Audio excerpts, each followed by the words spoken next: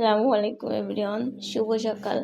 তো ঘুম দিয়ে ওঠার পর আমার প্রথম কাজ হইতেছে এই যে জানলাটা খোলা, দেন তারপর হচ্ছে আমার এই সুন্দর বেডটাকে গুছিয়ে।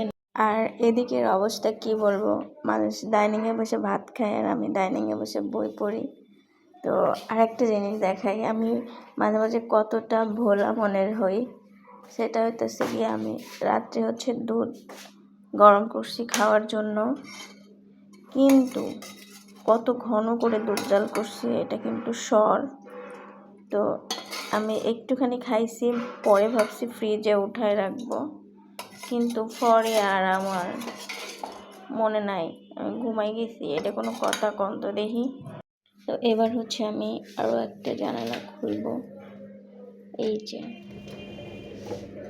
এখানে অনেক সুন্দর একটা গাছ ছিল, এখন আর নাই। আর কিছু কাজ পড়ে আছে, রাতে চা খাইছিলাম সেগুলো এখন ধুইতে হবে। ডিম ভাজি করছিলাম,